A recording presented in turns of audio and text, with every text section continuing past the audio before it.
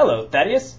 I've got a few new things to discuss today. First up, a new haircut. Second, for those people who don't like to subscribe on YouTube, link is... I should really use this hand. Link right there, right above where the dinosaur... Why? I am not... That is disgusting. No. Stop that. Link there-ish, I think. Maybe it's a bit more over here.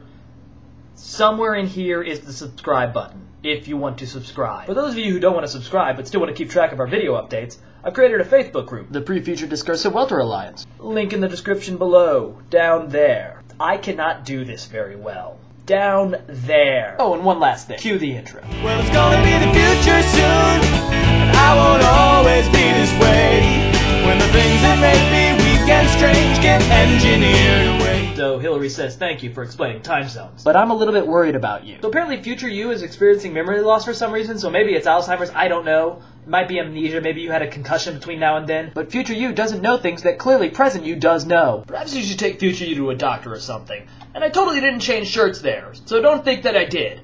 And now for something completely different. In light of J.K. Rowling's new book and the reviews that she's getting, I'm going to talk about something that's probably going to tick a lot of people off. So I'm going to go put on my jacket to make myself look more official.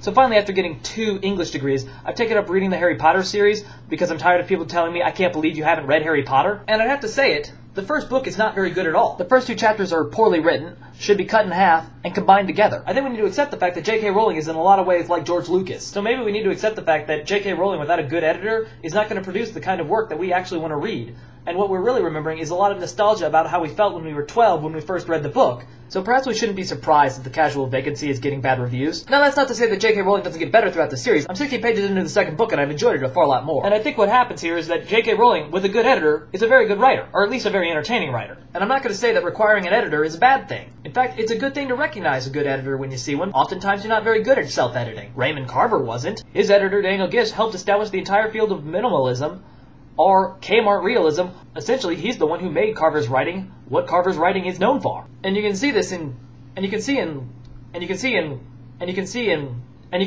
Carver's later works and you can see in Raymond Carver's works, you cannot say that quickly. And you can see in Raymond Carver's later works that his sentimentality starts to bubble back towards the surface and it's not as good as the work that he did under Daniel Gish. Well, not under Daniel Gish, but while Daniel Gish was editing his work. And so what it really boils down to is that J.K. Rowling perhaps needs a good editor, and perhaps needs some people to tell her that her characterization is done poorly, or that she should step up her game in certain areas. And publishers shouldn't take advantage of the fact that she's a well-known and well-selling author, and instead demand that she puts in the same craft and effort that we would demand of a writer that is unknown. Oh, and one last thing. He didn't say anymore, but we've always been unusually communicative in a reserved way, and I understood that he meant a great deal more than that. I will see you in the future.